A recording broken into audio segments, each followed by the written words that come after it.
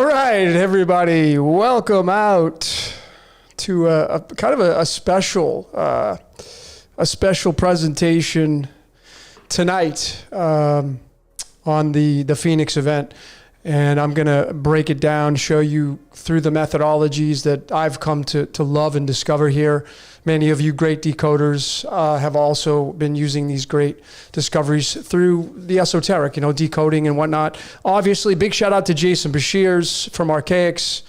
Obviously, this will kind of be tied to his prediction. I have the 2040 astrological chart that I'll be breaking down for all of you using sidereal, because that's what matches up with the map of astronomy in real time. You can use the tropical, but tropical doesn't match up with astronomy in real time. So, although I am a fan of both, but this decode, ladies and gentlemen, I have probably about 20 slides to show you for this presentation. I'm doing it live, and I really wanted to give all to you kind of the breakdown of what I think this is going to look like, what it means on the world stage. And I may even jump in and do a Zoom. So stick around for that if you want to jump in and throw your comments out there using your voice. Would love to hear that. Okay. So without further ado, ladies and gentlemen, I'm going to start off by kind of giving you some of the tarot cards that are linked to the Phoenix event. And, what is the definition? What is the Phoenix event? Beyond what Jason from Archaics talks about or anybody else, I don't know if anybody here knows this or not about me, but on my right arm here, I have 4 phoenixes tattooed with fire. I have 4 of them. I have a big one that goes up my arm on the back side right here. And I've had these for a very long time. I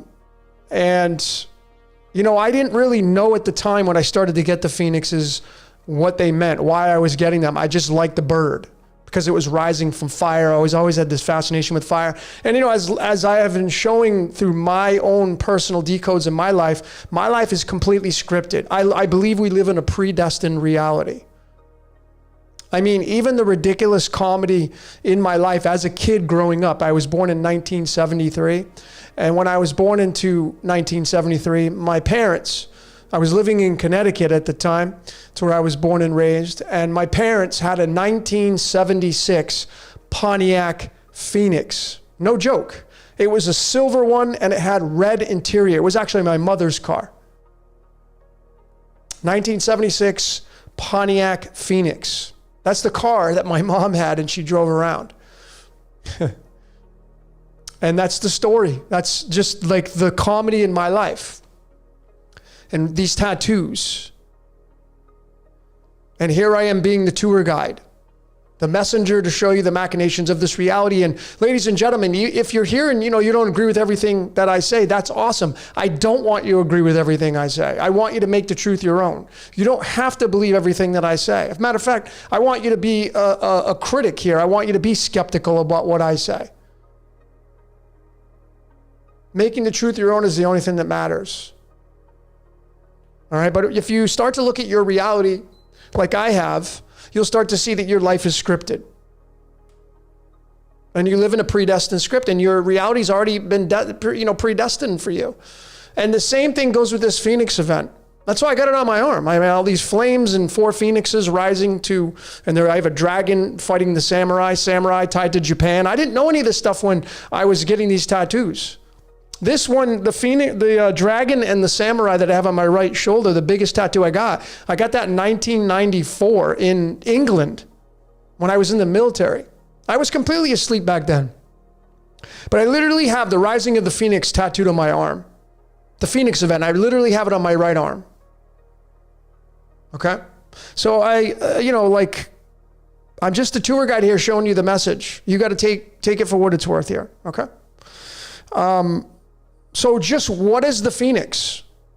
What is it all about? What is the Phoenix event? Well, in my opinion, it's a wiping of the board. It's a clearing of the board.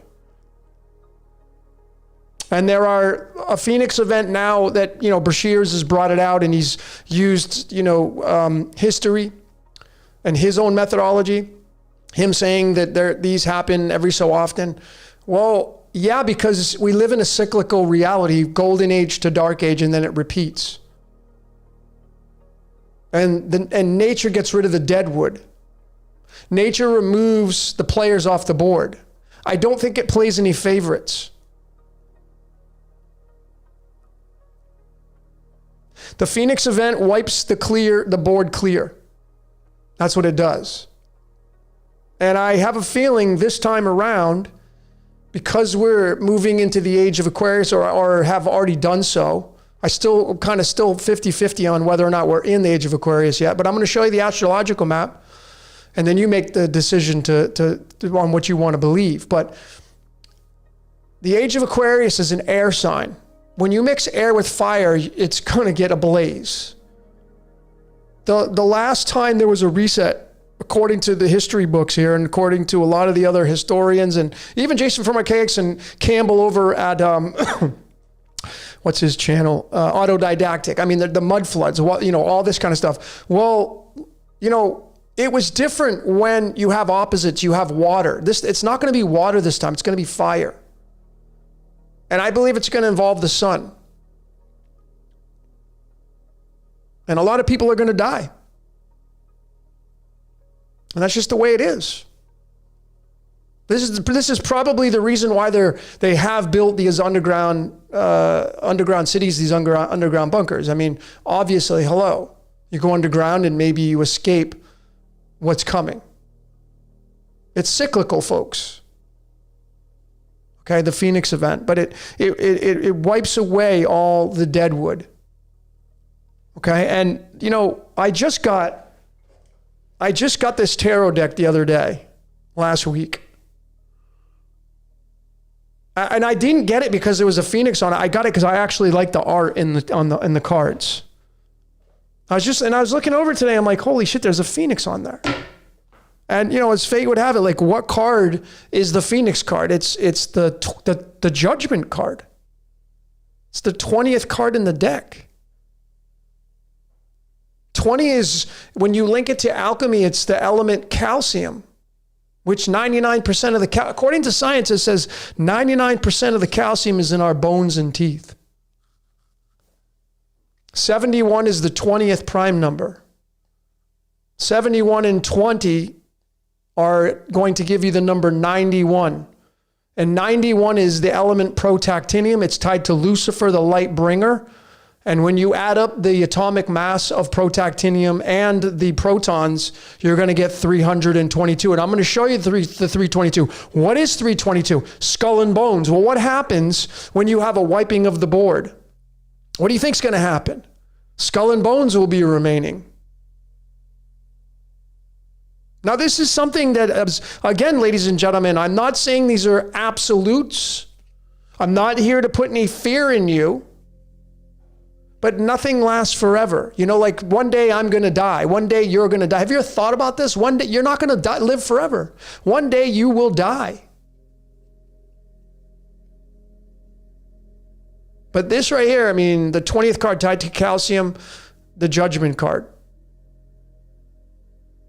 This one right here. And what does that mean for all of us? So again, 71 is the 20th prime number. Lutetium is the 71st element. Lutetium, Lucifer, Lucy, hello. So the rising of the Kundalini and removing the deadwood is all about Mercury rising. If you've seen that movie with Bruce Willis, I'm going to show you that as well. Okay, I'm going to show you the Mercury's there, and then I'm going to show you how the Vatican's involved and Pope Francis and all this stuff that nobody's really kind of showing you. Okay? So over here to my right, I have all my comments. And first and foremost, thanks to everybody for joining in tonight. I appreciate it. This will be my, I'm actually traveling tomorrow, and I'll be out of pocket for a little bit. I probably will still do some releases. I will still probably do some decodes while I'm away. But I'm working on this course that many of you have been patiently waiting for, and I'm hoping to get this thing done. So that way you can decode yourself, you can decode family members and your children especially. That's obviously the main reason why I want to do this course is to children. But anyway, another main card that's tied to this Phoenix event is the Seven of Pentacles. This is card number 71. This card right here, classically, is about observing what is in your reality. This, the word God in the prime cipher is 71. This is the 71st card. This is the 7 of diamonds. Lucy in the sky with diamonds. 7 meaning completion. This is the 71st card in the deck, and 71 is the 20th prime number. So we can clearly take these two cards in the tarot to get the picture. And this is what the Phoenix event looks like in the tarot. Because that 7 of Pentacles on your left, that card is about just observing your crop. This is God looking at all of us. What's going to stay? What's going to go? What's worth keeping? What's worth getting rid of? And then the Phoenix wipes it all clean. That's what it looks like in the tarot. And I'm going to show you through numerology how this has merit to what I'm saying here. How amazing the tarot is. How amazing the science of numerology is. How amazing alchemy is. How amazing phi, the golden ratio, tied to nature. How amazing these layers are to show how our reality works.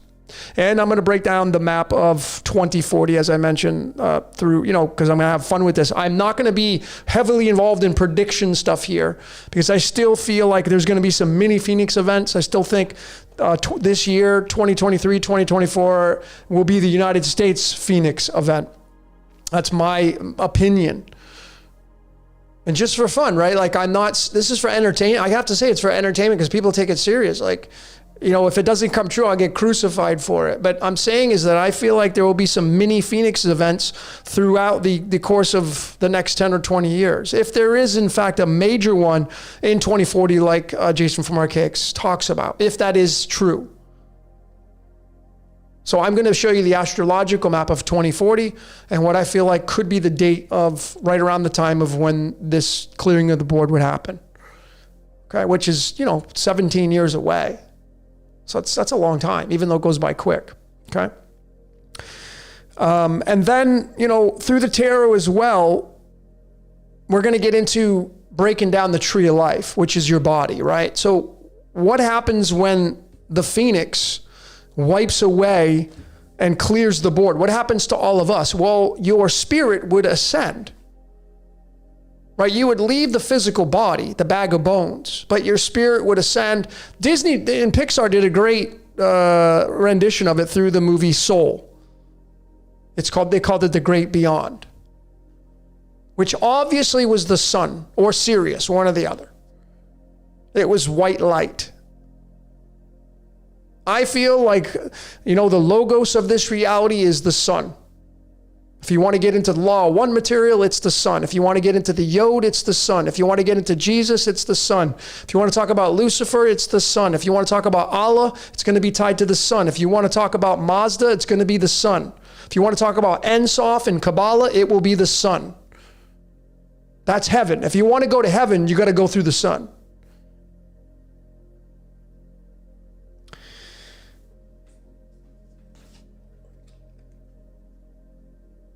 The word life in Hebrew, the tree of life through the biblical aspects of numerology, the word life is 19. It's right there. So what gives us life? The sun. So what is the logos? That is the operator of this reality, the sun. If you read the law of one material, it'll tell you this is a sub-logos, meaning that this is a fractal, and there's a fractal above that, and a fractal above that, and a fractal above that. And we're ruled over by the sun and the logos of this reality. That's what calls the shots. And of course, the zodiac signs and the stars and the constellations. And I'm going to show you the Phoenix in the constellations. There is a constellation called the Phoenix. And I'm going to show you how that works through the age of Pisces into the age of Aquarius. This is the transition point, ladies and gentlemen. This is probably the most exciting time to be alive. Because we're literally in the transition of moving from one age to the next. How exciting is this?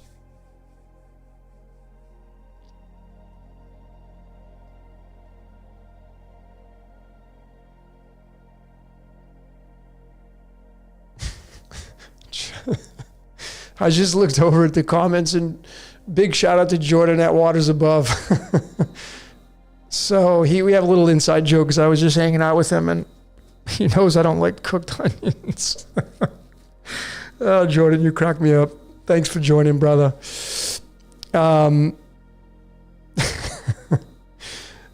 Anyway, ladies and gentlemen, I'm so appreciative of all you being here. So let me turn my AC on because it's hot.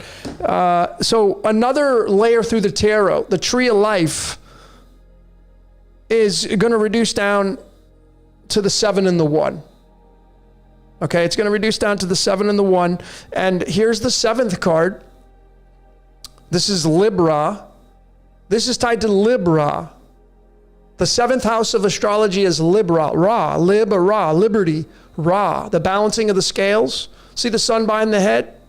And then it's going to give its energy to the number 1, which is the magician. And you see his hand up right there? He's holding it up because he's reaching towards the sun. So you literally have these 2 cards right here representing the Phoenix event. This is the tree of life. Right here. Libra and Aries. Mars and Venus. Masculine and feminine. Right here. The tree of life, which is what's going to be involved with this Phoenix event, the wiping of the board. Okay? That's what's going to happen. We also have,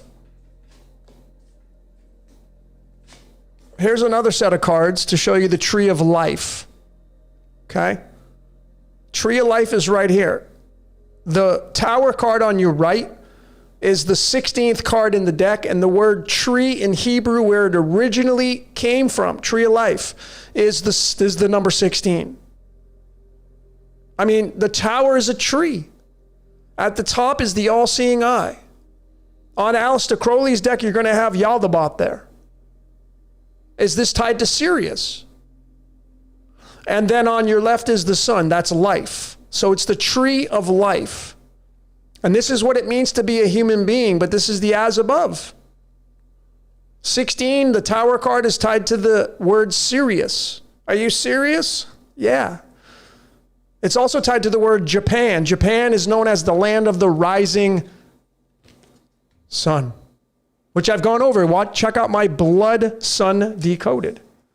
I showed it all. It's the song by the Animals, the House of the Rising Sun, the Animals.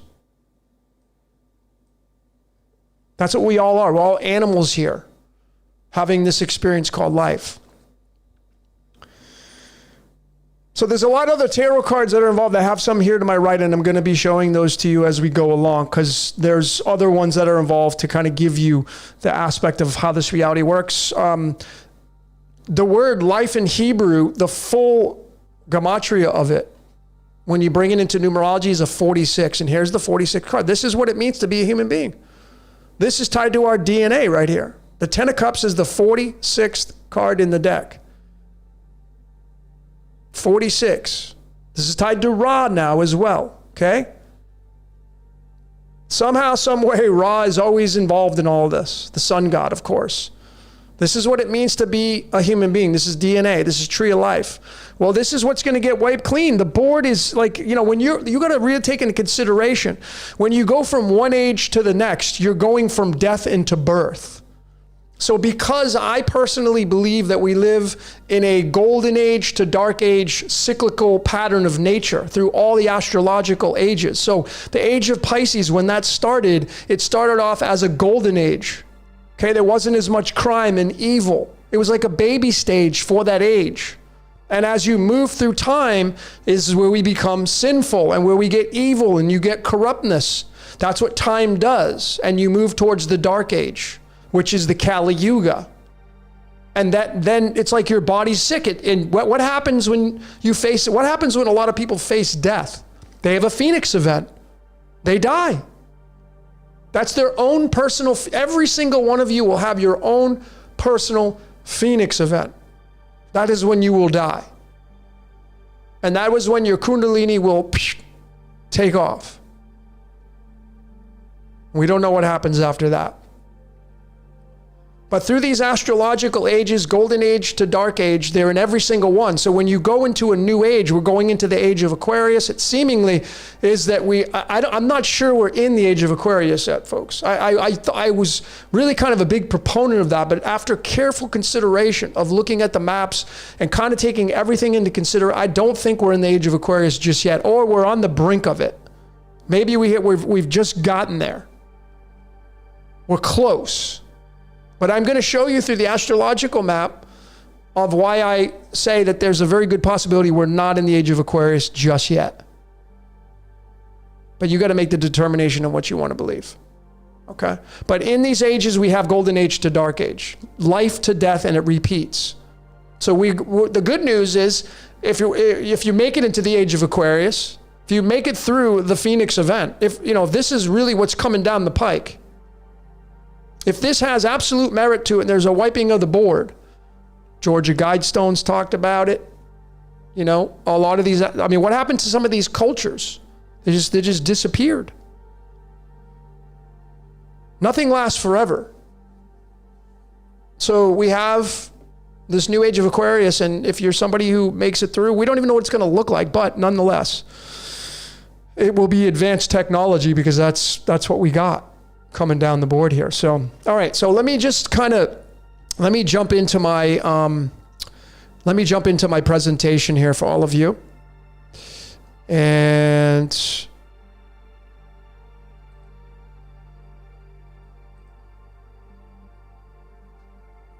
here we go. Let me get my cursor so you can see what I'm doing. Over to the left, I have all my slides here. Okay. So I'm going to start off by showing you astronomy. Okay, this is the great website called Stellarium. Here it is right here in real time. You can move this map around, have a lot of fun with this. The red line right here, as you follow my cursor, is what's called the ecliptic. This is the line that the planets all go on. They all follow this, as well as the 12 zodiac signs. There's Gemini on there, Taurus, Aries, Pisces. And this is the map of right now. Clearly you can see that Saturn is in Aquarius. And, if you're somebody who follows Western tropical astrology, everybody's like, oh, Saturn's moving into Pisces. Well, in the system of Western astrology, maybe you can say that. But if you look to the stars, Saturn is not anywhere near Pisces. It's in the sign of Capricorn. And as a matter of fact, even Pluto is not in the sign of Aquarius right now. Pluto is in the sign of Capricorn. If I just type in Pluto here, you're going to see that it's right here. Here's the location of it. I can't even zoom into it, but there it is right there, and it's in Capricorn. Okay, it's in Capricorn. It's nowhere near the sign of Aquarius, but there it is. There's Pluto right now, okay, in the sign of Capricorn. But there are Western astrologers, and I'm a fan of the Western astrology that say, oh, it just moved into Aquarius. Well, not according to the stars, it hasn't. So I like to there it is. So there's Pluto right there, and here's Aquarius. It's moving into Capricorn. It just got there. It's in the 21st Nakshatra, which is all about the wrecking ball and changing time. Okay, there's Pluto right there. So this is a very big marker. And this website is amazing right here. So this is what we're going to be looking at here. And, what I want to point out is this right here. You see Phoenix right here? This constellation?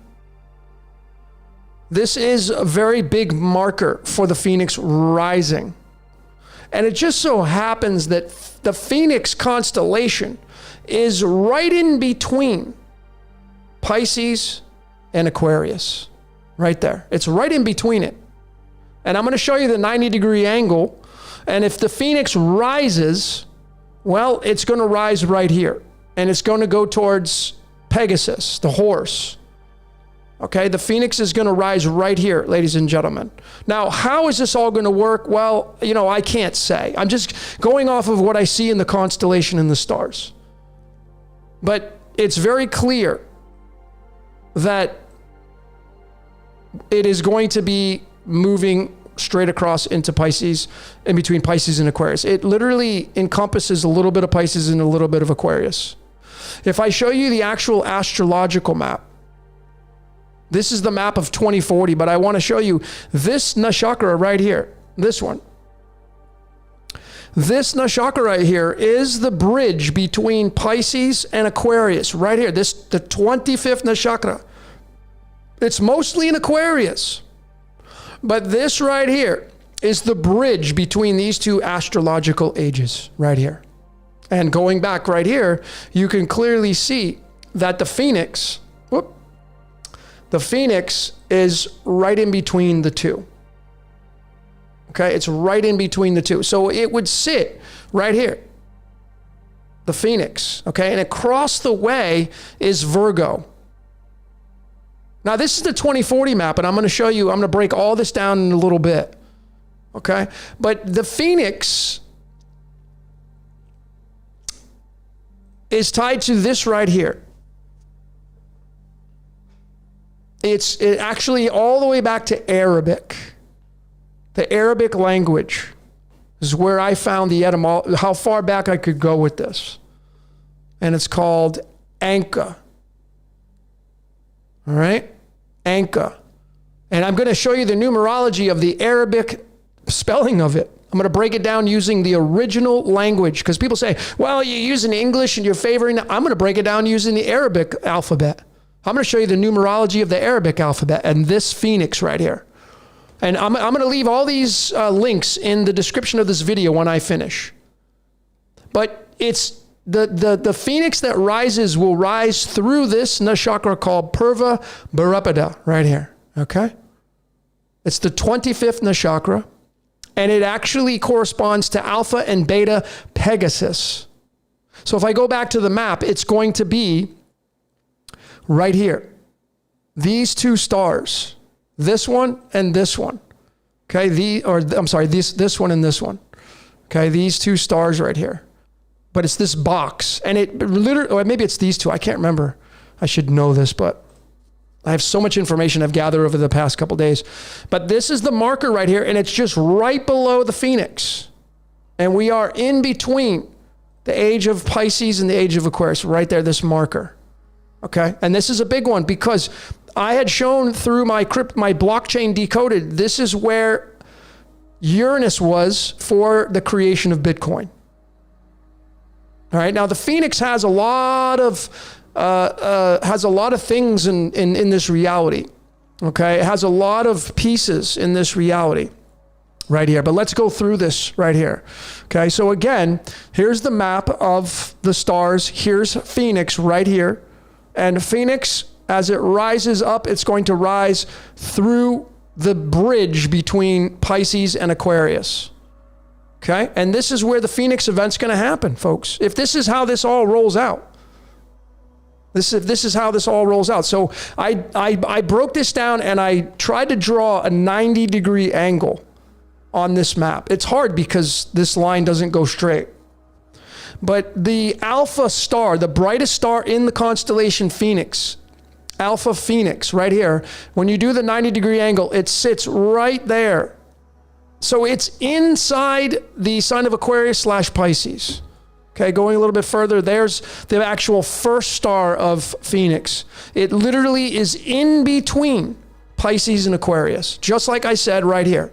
It's right in between, the bridging of these ages, which is why I feel like, we're either at the end or in the beginning. I think that we're right there on that cusp, if you will. But this is where the Phoenix is rising up, okay? And let me just give you another perspective. Here it is right here. Phoenix rising up right on the ecliptic. There it is. Right in between Pisces. This is the constellation Pisces and Aquarius. And I'm gonna show you this is the first star right here. This is a big deal right here, ladies and gentlemen. Okay, the Phoenix event. And this is what it looks like. I decided to kind of highlight all this for all of you. Okay, this is the constellation Phoenix, and when it rises up through the stars, it's going to rise up to the 25th nakshatra called Purva Bharapada, number 25. These are the two main stars, the Alpha and the Beta, and here's the Alpha star for Phoenix. And it's right there on the cusp. It's right there on that Pisces again. It's right there. Pisces has a little bit of the 25th nakshatra. Okay? And this is the containment of the 25th nakshatra right here. It's right there. So as we move over the ecliptic through this age, through the great age, 25,000 years plus, when that Phoenix rises, that's when you're going to get the wiping of the board. Whatever that looks like, this is what it looks like. And this nakshatra right here, look at what it says. That's the favorable things to do during this nakshatra. Okay? Conclusions, funerals, death, technology. This is where cryptocurrency comes in. Uncertainty, risk. But funerals, conclusions, and death. That's what this whole nakshatra is all about right here. Because Pisces is the 12th zodiac sign. It's the last one. So you would not want to start something here. Not saying it won't have merit or have anything that it won't last. But the unfavorable things for this nakshatra is initiations and beginning things. Because you're now through the Phoenix event right here. And the rising of this Phoenix. And this is what it looks like. I tried to do my best to draw this. To draw the nakshatras right here. So you have 25, 24, and 23, and that moves into Capricorn. So the age of Aquarius is what we're seemingly moving into. And so here is the 25th nakshatra that is on the cusp of the tail end of Pisces, which is just where we probably are going to be. We're probably somewhere right in here. When that Phoenix when it matches up with something, when these stars align. Now this is a general drawing here. All right? But when these stars align, you're going to get the Phoenix event. And then we're going to move into fully being in Aquarius in the 25. And then you move into 24. So this could potentially be the clearing of the board right here when the Phoenix rises up to this 25th nakshatra. Pegasus, the horse. Okay? The horse, Pegasus. If you study Pegasus and the mythology of that, you're going to get more clues to all this. Okay? And the little red dot for Phoenix, that's the alpha star. The brightest star in Phoenix. Now, it doesn't mean that the other ones aren't going to have merit, but you can clearly see, I mean, folks, what are the odds that the Phoenix constellation is right across from the 25th nakshatra at the end of Pisces moving into Aquarius? Well, obviously, if you're a fan of astronomy and astrology and alchemy, I'm going to show you the alchemy and I'm going to show you the breakdown of the tarot. All of them fit in here, and it's beautiful. It is beautiful how this all plays out. And again, there's nothing to fear, ladies and gentlemen, because we live in a predestined, scripted reality. All right? That's why if you start to decode yourself, you're going to start to see, well, shit, man, why is that stuff out? Like I told you, I got 4 phoenixes tattooed on my arm. I got these back when I had no clue about this stuff. All right? I had no clue about this stuff. So that goes into this right here. I'm going to bring into these. I have about, how many slides? I got about 14 slides right here. I'm going to break down. Now I'm going to show you the numerology. I'm going to show you the astrological map and the tarot cards that are all linked to this Phoenix event. So we have the word Phoenix in Greek. Okay? Where our Phoenix originated from. And it's a 33. Go figure. 33 being tied to arsenic. Arsenic is poison. So when the Phoenix rises, you're going to get flames and the wiping of the board. This will not be a water event. I don't think this will be a fire event. Fire and brimstone. When you say 33, you get 38. And you can clearly see that here's the main alpha star, Alpha Phoenicius. It's 38. It's interesting because, Jesus equals 18. Christ equals 18. The wiping of the board. When Jesus said in theology, when I come, I'm coming with a sword. I'm coming with a sword. If you watched my What's Your Question 56, which got blocked, copyrighted, but I had shown the Writing on the Wall by Iron Maiden, that song. Go watch the video of that song. It just shows you the wiping of the board, and then history repeats itself. All right, so this right here, obviously, lights, camera, action is 56. Wiping the board, starting over again. This right here. But then here we go, ladies and gentlemen. Here's where you're going to get into the science of numbers. And now we're going to get to the original language from where I went back as far as I could go for the word Phoenix, which is Anka in the Arabic language. And here is the oldest sequence I could find. Okay, breaking all these letters down. And I'm going to break it all down. I'm going to give you the numerology outcome of this. And this is what this says about it all. All right. So here it is. I broke it all down. I had to highlight each one of these. There's 4 letters. This last one right here is not a letter. So if you go and do this yourself, you're going to see this is not a letter. Okay. So it's just these 4. So it's A-N-Q-A, and here is the numerology of it. So it's going to be A twice, because it's going to be A at the beginning, A at the end of it, and it's going to have the N and the Q. So it's 1 plus 1 is 2, plus 14 is 16, and then plus 19 is going to give you 35. 35 is 8, and you can clearly see Chaldean. This is why I feel Chaldean is the top dog cipher. Again, shining through once more, always coming through. It's the number 8. The 8 is the stone. If you watch my Daniel decode, the vision by Daniel, the stone is 8. The stone's tied to the phoenix, the wiping of the board. 8 is tied to the Taurus field. 8 is the hourglass that we live in. The days of our lives, the sands of time. The sands of time, ladies and gentlemen. So I went and looked, and I wanted to find out when this thing was named, this star, this Phoenix star, the main alpha star. And I had to go to the International Astronomical Union, which is in Paris. Interesting, it was founded in 1919. 19 is tied to the word battery, and it's the sun card twice. And here is the highlighted aspect. Here is the star. They call it Anka, with a K and 2 A's. This is going to equal the number 10 in numerology. And when they named it, which is interesting, they named it on July 20th, 2016. Remember what the 20th card in the tarot is? It's the Judgment card.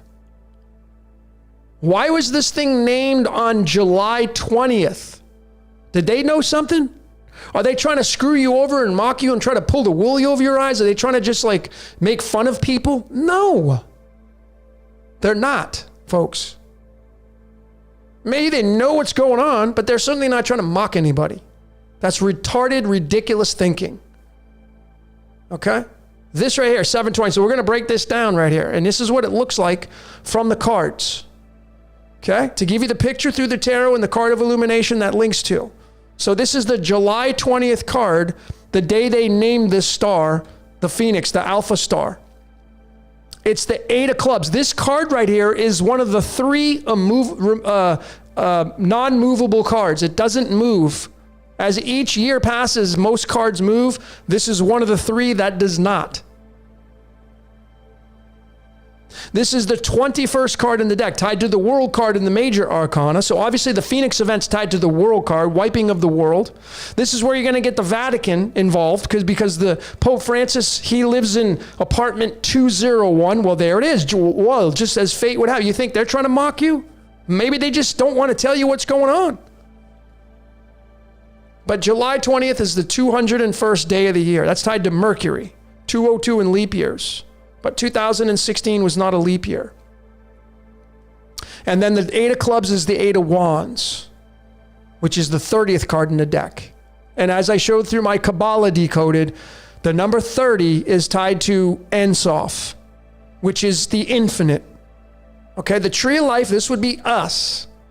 And then Ein, Ein Sof, or Ein Sof and Zimzum, which is the personification of the infinite before it comes down here to become matter, is the number 30 through the numerology. When you break it all the way down to the single digits, it's 30, tied to zinc. Okay, all these layers, and this card is tied to lightning. Lightning is 30 in numerology. Okay, lightning is tied to the number 30. So lightning, bolts of lightning, Thor's lightning, the sun, lightning, plasma coming down to rip through the earth, to destroy it, to clear the board. The Phoenix event, folks. Okay, this is very fast moving, this energy. This is fire. This is the representation of plasma. The wands in the tarot represent plasma and fire. Okay? Plasma and fire. This also can be card number 8 because this is the first set of elements: fire, air, water, earth. So this, through the card system I study from, it's the 21st card, but there's the 8 on it. And, going back right here, when you look at the Anka, it's the number 8. See? It's the number 8. It reduces down to the number 8 through the original Arabic word spelling of this phoenix.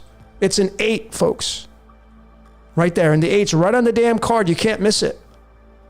So this is all predestined, folks.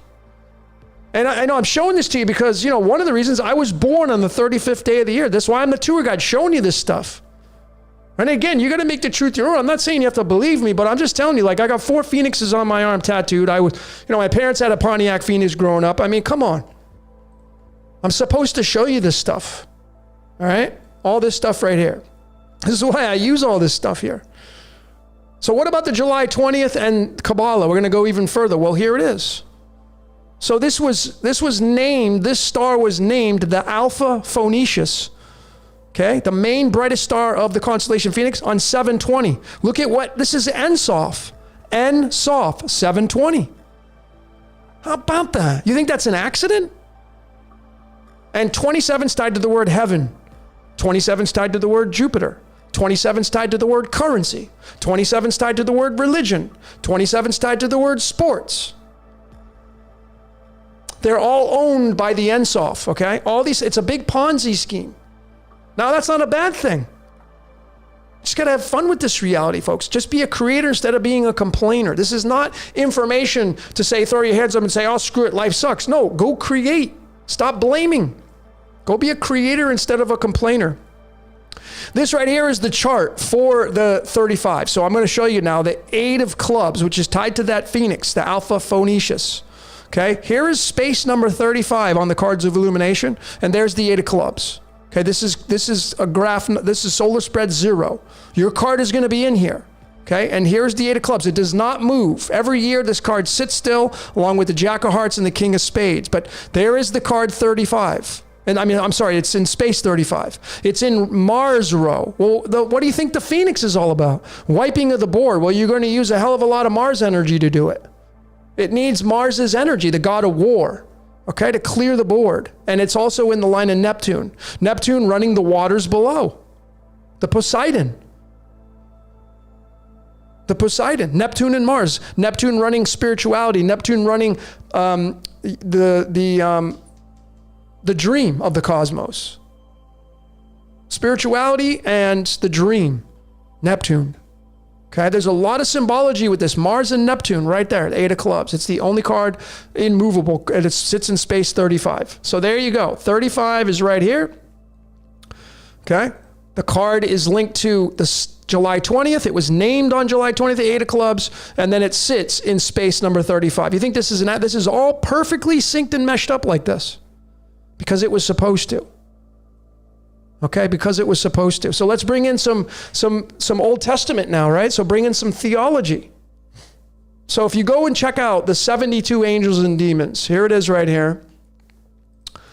If you go look at the Shem, Hem, however you pronounce it. I can't pronounce some of these damn words. But these are the 72 angels and demons. This is the yin yang playing off one another. And right there is where Phoenix is at, right here, in row number 37. The opposite is annual or Haniel. Okay? So there it is, right there. And of course, what is 37 tied to? Eye in the sky. Eye in the sky is 37. Shepherd is 37. The element rubidium is 37. And this is what the scripture says in Psalms 80 verses 3. And it's tied to Mercury again. So remember I showed you the Mercury, the 201. So I'm going to go back here. And I'm going to show you that July 20th, when they named this Phoenix star, it was on the 201st day of the year. And then you go right here, and it's Psalms 80 that mentions Phoenix. And 80 is Mercury, and there's the 201. This is why the Pope Francis resides in apartment number 201. This is the main reason why, because it's all about Mercury and Mercury rising. And this is what the scripture says right here. Okay? Restore us and cause your face. This is King James. It doesn't matter. You can go through the Hebrew. It's going to be a little bit different, but the same outcome. Okay? Pretty interesting if you fancy theology right here. So again, what are the odds? 80, Psalms 80 they uses as the biblical verse. It's Mercury. The 201's there. 80 and 201 is 281, which is a prime number. Okay? It's all about the rising of the Kundalini. There it is. This is all about when the Phoenix event, when it wipes the board clear, this is where the rising of the Kundalini, this is where your spirit goes up. If you don't make it through the Phoenix event, even forget about the Phoenix event. When you die, this is what happens. You go back to source. The Logos. So here's the tree of life through the Hebrew gematria, the full, meaning that they match up exactly with the letters and the numbers. They're the compound numbers. It's 80. See, it's 80. It's Mercury. The tree of life is Mercury. What is Mercury? The caduceus, which is the Ida and the Pingala inside your body. And if you reduce it down to the single digits, the tree of life becomes the 35, and we already talked about how big that 35 is. It's tied to the Anka in Arabic, the original numerology of it. Okay, and there's the 16 and the 19, the Tower card and the Sun card, the tree of life, 19. 46 is DNA. I already showed those cards. I'm going to show them again here in just a little bit. But here, following out here, this was really fascinating because when you go and read about the demon Phoenix, I'm going to show you this real quick. If you click on Phoenix right here, okay, then you got to get like, what is a demon? Well, it says he hopes to return to heaven after 1,200 years. Well, where the hell is heaven? Well, obviously it's the sun.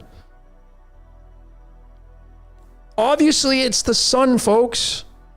This is how crazy and scripted this reality is. He hopes to return after 1,200 years. So I decided to pull in the string of the golden ratio, which is tied to the sun. And where's that 1,200 appear? At digit 10,800 through 10,803. There's the 183. There's the 74. How big has this number been throughout the decoding that I've been doing for a very long time now? 74. If you watched my Superstar Part 1, Part 2, and Part 3, it was massive in there. Superstar being the sun. 74 is the big W. It's a mad, mad, mad, mad world. That movie that came out. It's all, this is folks, it's funny to me. I can tell you that. They used to make light bulbs out of this. So when you go to the periodic table, where the hell's my, just so those of you that can follow along, here's the periodic table. When you look at tungsten, there's a light bulb here they use for the icon. Why is that? Because they used to use it in light bulbs. Light bulbs is the so below, the sun is the as above. And this right here comes from the word heavy stone. If you go watch my Daniel, the vision decoded, the stone that will smash all the kingdoms before it, which is all the astrological ages, is going to be tied to this number 74. What is that tied to? It's tied to the Phoenix event. Well, obviously it's tied to the demon Phoenix. I mean, this is mathematics here, folks.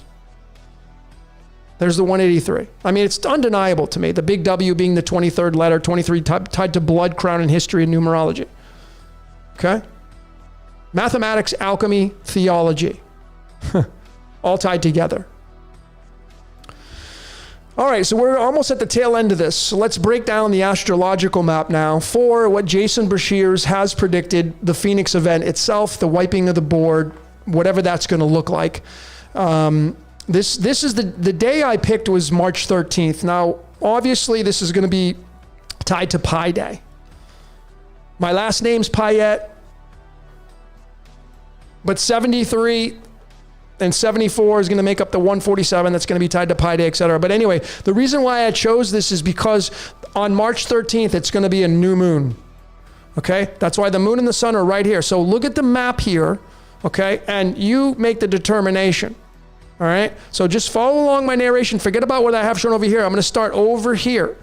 Okay, March 13th, 2040. We have the sun and the moon. The sun is in the 25th nakshatra, which I told you is the bridge between the age of Pisces and the age of Aquarius. It's all about the sun getting the energy. Sun is gold. Across the way is the mighty Jupiter in the 12th nakshatra.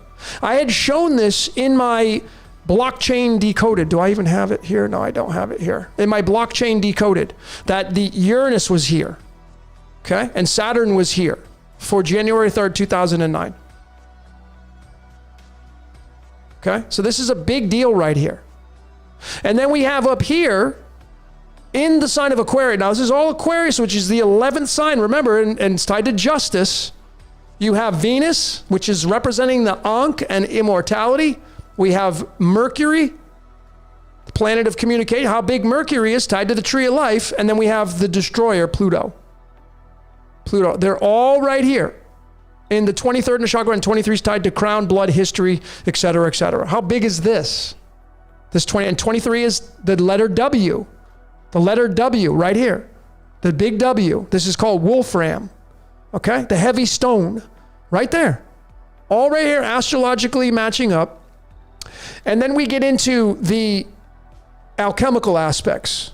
So now we get into the 25th Nakshatra, which is the bridge between Pisces and Aquarius, where Phoenix will rise, go into the sun, and it's going to represent this element called manganese. Now I want you to take a quick look here, or a deep look at the picture chosen for this element manganese. It's a magnet, and it's a cow lifted off the ground. You know what this represents? This is my opinion. This is you and I. We're the cow. We're the cattle being lifted off the ground, and it's magnetic. We go back to the Magnus, the Logos. Right there, 25th Nakshatra, 25th element. Notice the weight of manganese, 54.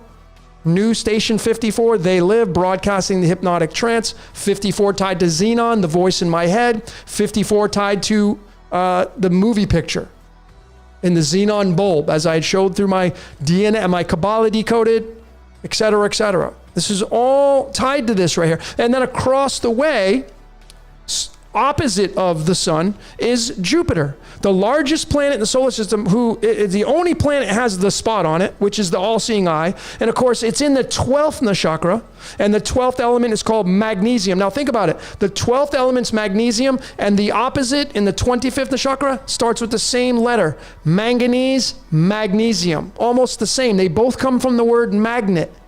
Okay? And they're opposite one another in 2040. Jupiter has the all-seeing eye on it. The all-seeing eye is right there on the icon chosen to represent magnesium. And the weight of it is 24. 24 is tied to our chromosomes. 24 is tied to the X. Tied to the X. 12 and 24 is 36. 36 is tied to the word Phoenix. These are opposite from one another for a very good reason. A new moon. And then we also have Kronos here. In the 13th Nakshatra. 13 is the death card.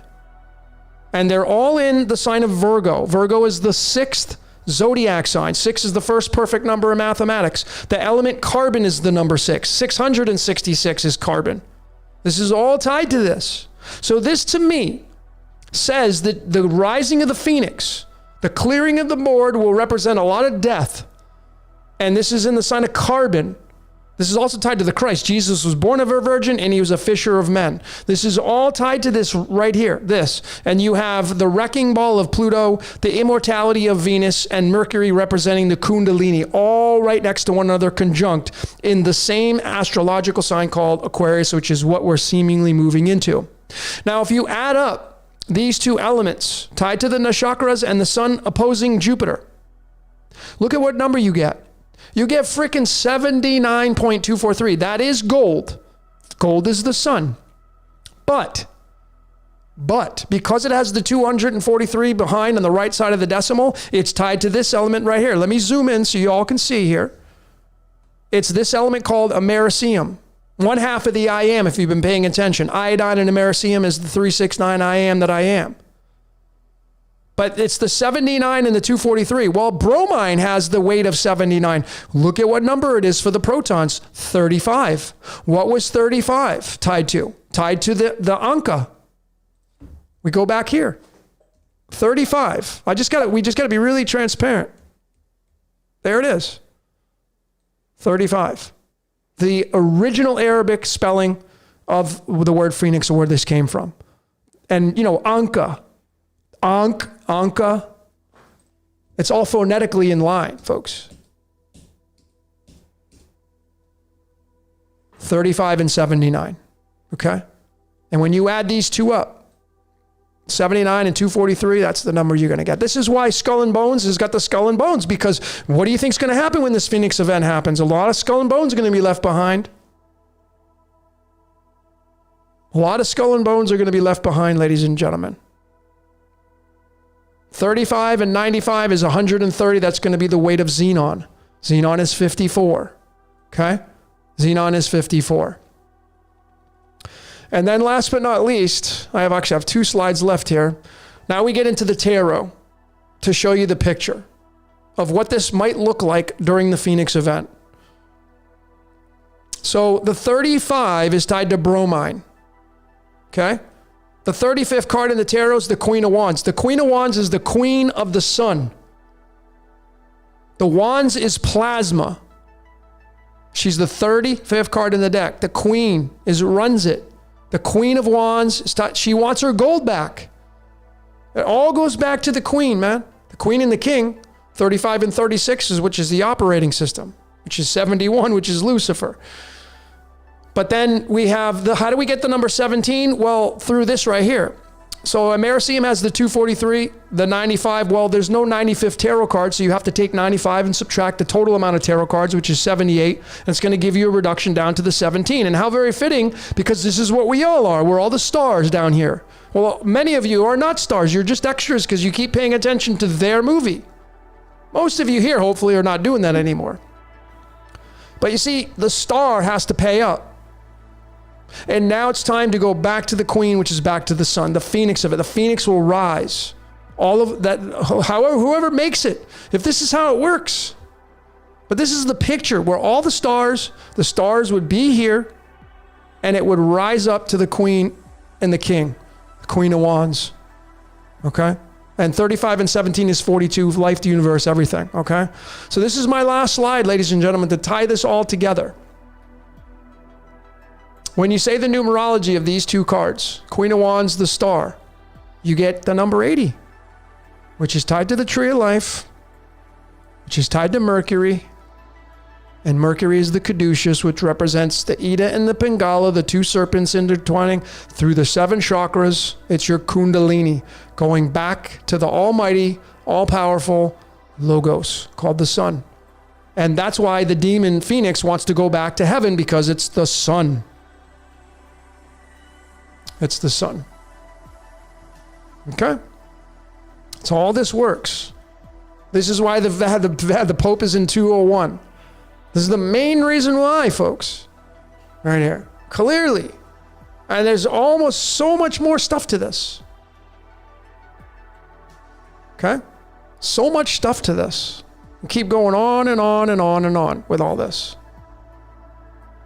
Okay? But these queens, if you go through the cards of illumination, she's going to be card 25. The Queen of Wands, do I have the cards? Yeah, the Queen of Wands becomes the Queen of Clubs. Here she is, card 25. You see? So I just go right back to my diagram here, and there's the 25. Okay? So no matter which way you slice it, you're going to get the Queen of Wands, the Queen of Clubs, right here. And all the queens ultimately sit in house number 12. They run at house because they're all the 12. The kings all sit in the middle. The queens all sit in house number 12, ruling Pisces. So are we just right here? Are we going to get the Phoenix event right before we get to the beginning of the age of Pisces? Is this what this is looking like? Well, that's what I got, ladies and gentlemen. I mean, this is a humdinger. I mean, to me, this is absolutely undeniable here. This information for the Phoenix event coming up. All right. So that's what I got, ladies and gentlemen.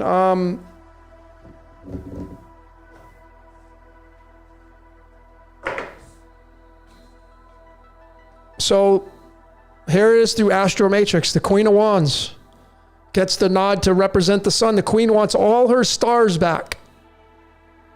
Okay? She wants her and the King. They want all their stars back. Okay? And then obviously this is us, the star. Okay, 17 is the 7th prime number. 7 is the chakras we have inside the body. 7 is the number of completion, 7 days a week, 7 colors of the rainbow. 17 is the 7th prime number. Folks, this is all a no-brainer here when you properly synchronize all this kind of stuff. Okay, the sign of Aquarius is the 11th sign. The 11th card is justice. So I know a lot of you, like, you're not a fan of all the evil on the world. Who is? I'm not either, right? All the dystopian, all the evil, the nastiness, the craziness. Well, it seems that through the age of Aquarius, you're going to have justice being served. But there's an interesting aspect, because in the vision of Daniel, I mean, even in the vision of Nebuchadnezzar and the breaking down of Daniel, it says that all the kingdoms will be brought down, but the kingdom that will remain will be left to nobody. So are we going to get... Is Earth going to have a break with human beings? Is Earth going to be uninhabitable for 1,000 years? Is that why they're just going to go underground? They're not going to be able to come out. Is there going to be some kind of, nuclear event that's going to wipe the board clear from the stars, from heaven, from lightning, whatever that looks like? Earth just gets pillaged. Is this 1,000 years of peace going to be with no human beings on it? It's possible. I mean, in the book of Daniel, right in there in theology, it says that the kingdom will be left to no one person. It says it right there in black and white. Now, I'm not saying that the Bible is absolutely true, but it says it through that aspect in the Old Testament, that the kingdom will not be left to anybody. It's clear as day right in there, man. I didn't write the book. But there may just be coming an area where no humans will be left on the planet for 1,000 years. It's possible. So I think it's coming down the pike, a lot of death, man. Not to scare you, right? I mean, you're going to die at some... I was contemplating this a lot. Like, Logan, you're going to die. One day I'm going to die. Can't live forever. I mean, obviously the goal of the computer and the technology and all that stuff is to live forever. It's to transcend and move the consciousness onto a computer, and you can go quantum. I mean, quantum equals 27 in numerology, tied to Ensof, which is the infinite. But heaven is 27. So these are all linked together, ladies and gentlemen. And I've been studying this for a long time now, and I mean, why do I have tattoos of phoenixes on my arm where before I ever knew about this kind of stuff?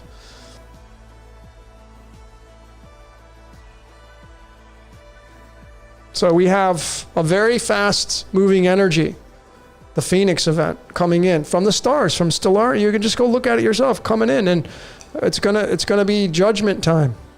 Now, the judgment card doesn't mean you're gonna get judged.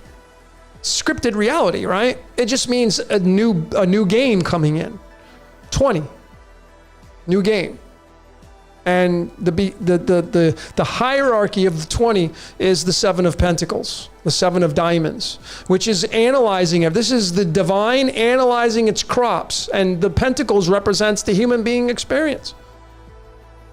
So you have the shepherd out in the field, or you have the divine out in the field, the farmer out in the field doing the harvest, looking down at all over the crops. The Pentacles represent human beings. Who's going to stay? Who's going to go?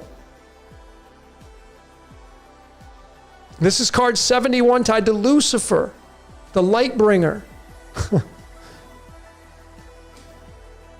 That's what the Phoenix event looks like, folks. These two cards are tied right together, right here.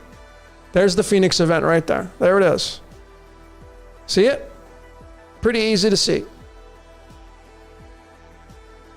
So there'll be a wiping of the board, I believe. I just, I'm showing you the astrological map based on Jason Bashir's, his prediction. I don't have predictions. I give fun predictions. Jordan, a big shout out to Jordan at Waters Above. Him and I did, let's talk about the collapse. I think we're going to have mini Phoenix events, even though they'll be major. I feel like the United States has theirs coming up between now and next year. Whatever that looks like. It may get really shitty for all of us, it may be rough times for all of us. Who knows? Or maybe nothing will happen. But, ladies and gentlemen, they've already announced that there will be some kind of cyber attack. It's already been announced that will happen. What is that going to look like? Who knows? But, as we merge from the age of Pisces into the age of Aquarius, as the Phoenix rises, the constellation, going up into Pegasus, into the 25th nakshatra, you can clearly see that it's the funeral and the conclusion of things and a lot of death. And it's not just death of human beings, it's death of systems, death of operating systems. If you just go simplify it and you go down to your cell phone, right? Your cell phone periodically updates the operating system. And if you don't do that, then sometimes the applications don't work. Like you cannot use an Apple iPhone 1, the very first one that came out. You can use it as a phone. It will have some limited capabilities, but you cannot update the operating system. Apple won't let you do that. They force you to buy a new iPhone. So the same thing with the operating systems. Apple, you have Catalina and Maverick and Big Sur and whatever operating system you're using for your computer, or Windows, whatever, Windows 10 or whatever you're using. These are operating systems. That's through the computer. Well, Earth has an operating system. As a matter of fact, the operating system is tied to the 10 of diamonds and the Queen of clubs, the Queen of wands. The 10 of diamonds, let me just show all of you really quickly. I should have had this card ready to go. But remember the 74 I showed through the rising of the Phoenix and the constellation after 1,200 years. These are all telling you the story. The 10 of Pentacles. I'm going to show you the two cards that are tied to the operating system through the cards and through the tarot. Right here. Here they are. Right here. It's the Queen of Wands and the 10 of Pentacles. Card 35 and card 74. Remember the 74 tied to the Phoenix, the rising of the Phoenix. When the Phoenix rises, ladies and gentlemen, it will clear the board. Whatever that's going to look like, I don't know. But Earth has been pillaged. Earth has been, ruined. They've taken the oil, which is the blood of the earth. I don't care how much is left. People that are tapping into that stuff. If you wipe your ass, you're part of the being a parasite. We're all parasites. Parasite is 25. Paradise, 25. Go into a paradise. I'm going to go to the paradise. Well, the paradise may be a digital paradise. And heaven to me, is tied straight up. This is what heaven looks like. Right there. And it's my opinion that we live in a predestined, scripted reality. I've supported it now with almost 400 videos. Showing you people, places, and things all have a job to do.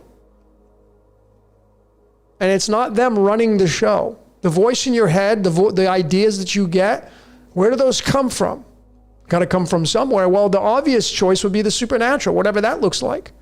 And I'm here to say this has a major marker in all of it. I think the supernatural comes down. It can become anybody it wants to at any time. To play the game. Again, I have said, if you created this reality, wouldn't you come down here and play it? Of course you would. You would. You would come down here and play your own game. Well, why is this so far-fetched to think the supernatural doesn't do that? I think it does completely. It can become anybody it wants at any time. And, it's heavily tied to, it's so crazy because it's heavily tied to Lucifer and the Christ. There's so many Thomases. If you start to look around, you're going to see a lot of Thomases, Thomas Edison, and Thomas this, and Thomas, you're going to see a lot of Thomases that are tied to all these creations in our reality. Somebody asked me, I came out with Apple Computer, somebody said, why don't you decode IBM? So I started to look at it. And it goes back to Thomas. The guy who created IBM, his birthday is the same as Alan Turing, who created the first computer. Don Enzing or whatever, who was the founder of IBM, he was born on June 23rd, the same birthday as Alan Turing, who created the first computer. Same birthday. And he dies in a plane crash, age 46. 46 is tied to our DNA. It's all scripted, folks. That's it. That's my final answer.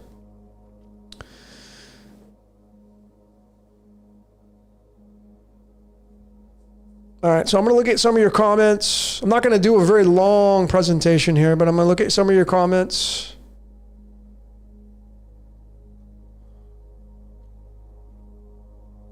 Actually, let me see if I can hold on.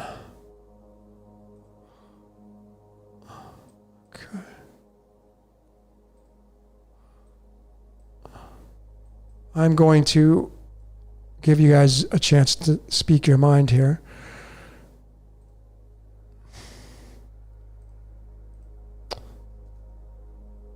So I just popped into the chat the Zoom. I'm going to pin the Zoom link if you want to jump into the Zoom. It's at the very top. What I'm going to ask all of you to do that want to jump in to speak your mind here on this Phoenix event, when you join the Zoom link, please put yourself on mute, number one. And be short with your comments. Like, I don't want to hear 5 minutes of your life story. You know, like, not that I'm being an ass here, but I want to keep this flowing nicely, so I may cut you off. So if you want to join it, if you want to have your voice heard, now's the time. You can jump in on the Zoom call. Just posted it there in the chat. Come in and join in. I'll let you speak here.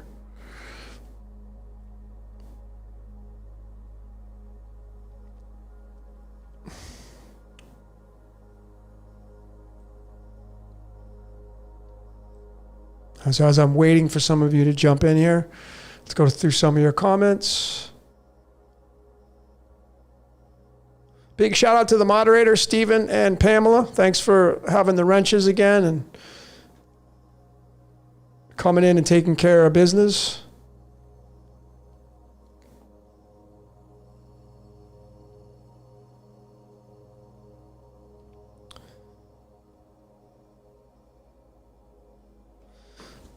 Spiritual bodies. Yeah, I mean, there's a very good possibility, folks, that mankind will be wiped out. I mean, it says right in the book of Daniel, I broke this down through the visions that,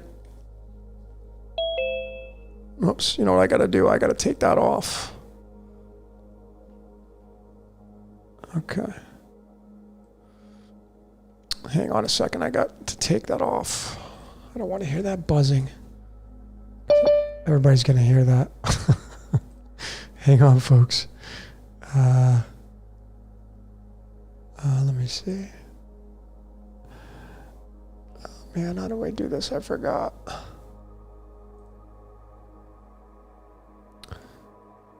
Basic. Hold on a sec, folks.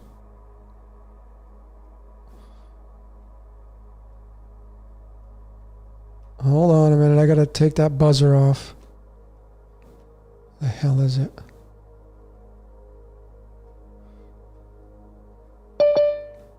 There we go. Okay. All right. Okay. So we have a few people in here. Let's start this. Let's start this Zoom here now, ladies and gentlemen. Oh man, it's not gonna shut the damn ringer off. All right, you just have to all deal with the ringer. All right, so someone just, please mute yourself if you haven't muted yourself. If you're coming in here, please be considerate, mute yourself, okay? Very simple to do.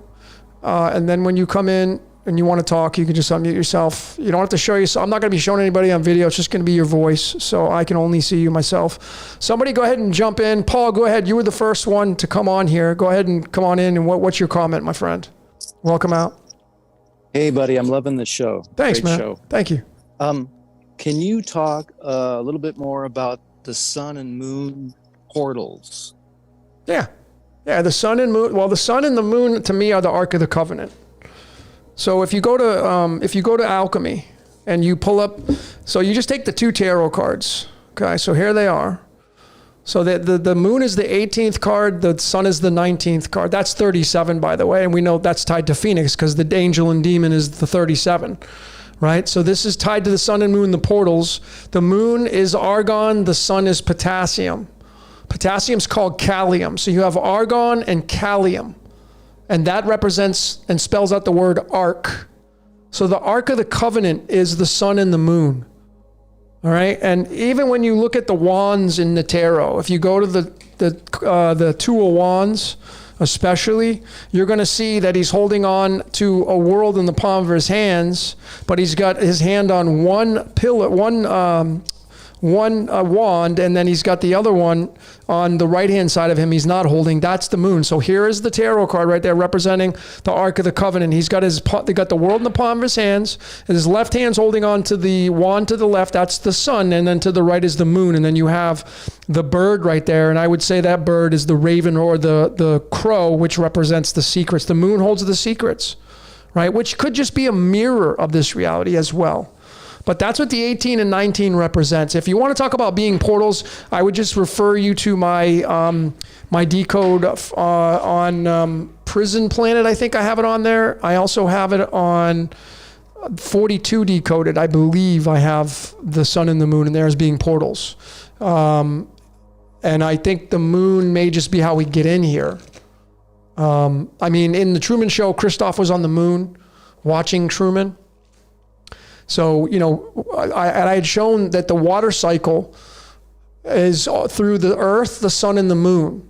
The sun is what grabs the water off the ground, and then it moves it to the moon, and the moon washes it, and the moon runs the tides in water. It gets baptized. The moon god was sin, tied to the Christ, and then it rains back down onto the earth again. That's the water cycle. I showed the water cycle in my 42 decoded, I think it was, if you want to check that. That one shows the portals of how I think this reality works through the astronomy of this reality.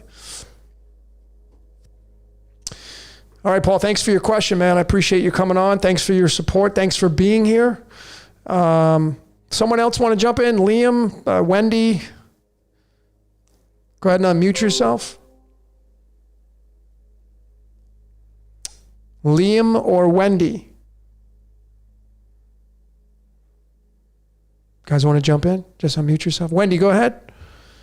I was just curious on how you came up with May 13th for the beginning of the rise of the Phoenix. It just looks like it's closer than that. Right. Well, I'm just going off of the great work of Jason from... If Wendy doesn't show up, then I'll talk. Okay, hold on a sec, Liam. So I'm just going off of Jason Brashears from Archaics and his information that he has brought to the world stage. He says through his research that 2040 would be the Phoenix event. So I went ahead and pulled the astrological map. I chose that date because it's the 72nd day of the year, which matched up with the 72 angels and demons, okay?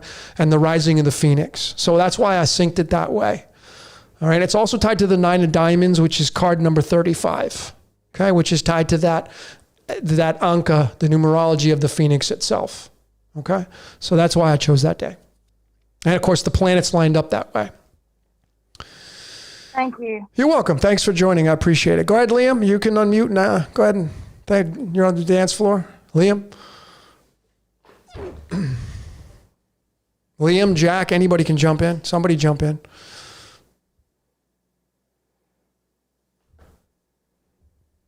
Okay, we'll just wait for somebody to jump on in. Hey, what's up, man? Hey, Jack. Hey, what's up, Logan? How you doing, man? I called in before. I was the one that gave you that recipe for the tea. Oh, yeah, okay. Yeah, I'm sorry. Can you hear me all right? Yeah, go ahead. Okay. Go ahead, Jack. Oh, okay. Liam, did you want to go? Oh, go ahead, Jack. You're on the dance floor, man. Liam, hang on tight 1 second. Go ahead, Jack. All right, cool. I wanted to ask you a little bit about the Year of the Rabbit. And I heard you talking with a little bit about it on the Let's Talk About the Collapse episode. Uh-huh. And I heard you say it was Cancer. It is. And it's the fourth sign in that system, right? Correct. So just like Cancer. But when I look it up on Google, it says Pisces. And I was just wondering if you had any thoughts on that. And I'm also a Pisces, and I've been seeing a lot of stuff. Earlier this year, I started reading Alice in Wonderland. Mm-hmm. And for some reason, I keep seeing stuff that has to do with Alice in Wonderland. I watched 3 videos today. Yep. And one of them said something about, she mentioned Alice in Wonderland. I got mentioned in a comment yesterday. Some dude said, it quoted Off With Their Heads, and he said Alice in Wonderland. Yep. And apples I got today were called Lady Alice apples. And I don't know if that's because I'm just looking for it, or if that's because Pisces does have something to do with the rabbit. Right. Well, it would depend on, it can depend on where the moon's at, but if you just synchronize the astrological map, Chinese, with the astrology map of Western and Vedic, the fourth sign for any system is going to be the sign of Cancer. And in Chinese, it will be the rabbit. The sign of Pisces is the pig, okay, in Chinese, which is the 12th sign, right? Because of those two letters, Uh-huh. Yep. So it's interesting because all the queens through the cards of illumination, they all sit in house number 12. And, this is the hangman card. So, I didn't bring this in when we were talking about this, when I was breaking down the astrological map, but this hangman right here really is the last piece of it all tied to, this Phoenix event, I feel anyway, the at least the merger of everything at this point. So, and, you're going to get, you can bring theology into this, and you can talk about Jesus casting demons out, and he casted them into a bunch of pigs, and they went and drowned, and don't throw your pearls before swine. And there are many layers to look at this through theology. I mean, there's a lot of ways, like, you can tie Jesus into so many different things. Yep. Like, exactly. I mean, it was like you're just saying with the moon. Like wash away my sins. Yep. The moon's tied to the sin god. So Jesus was baptized. John is 18. Jesus is 18. The 18th card in the tarot is the moon card. You go to yours one time saying that Jesus was the moon. Yeah, I think Jesus is heavily connected to the moon. Jesus actually may be the moon.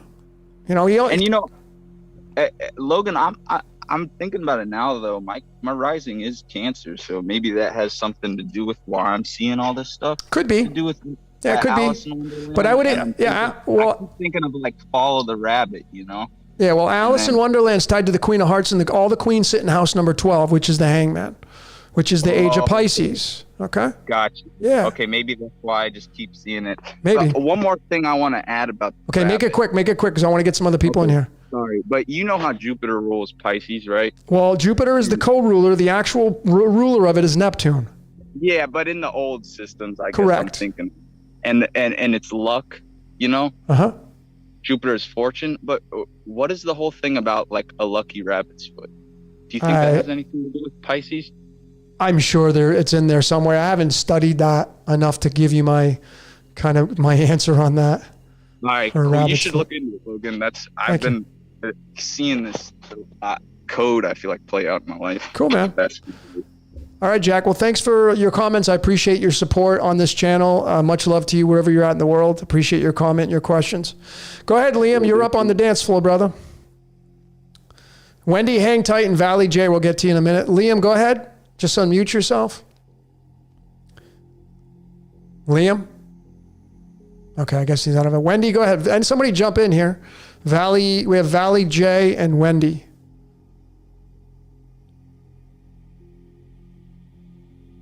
If you want to jump into the chat at the very top, I've pinned the Zoom link. It's all Zoom. You have to come in on Zoom. Just mute yourself when you come in. Audience. Go ahead, Liam. Make sure you put down, try to turn the volume down. Can you turn a great show. Liam, can you turn your volume down on the show itself? Because I'm getting some feedback. We have Valley J and Wendy. There you go. Hey, Liam, go ahead, man. What's up, brother? Mic doesn't work. If you want to jump into the chat, you gotta mute yourself. I mean, you gotta mute the background. You have to come in on Zoom. Just mute yourself when you come in. Okay, we'll have to let him sort it out. Liam, you have to actually, when you come, ladies and gentlemen, when you come into this, you have to put yourself on mute first and foremost. And then when you come in and unmute yourself, you have to turn the noise off, the actual broadcast, because there's going to be an echo. So Liam, when you get that figured out, you can come in here and join up again. Okay. Just trying to keep this really flowing for everybody so everybody can have a good experience here. So go ahead, Wendy or Valley J, you're up next. Steven, you're coming up soon, brother. Wendy or Valley J, go ahead and unmute yourself.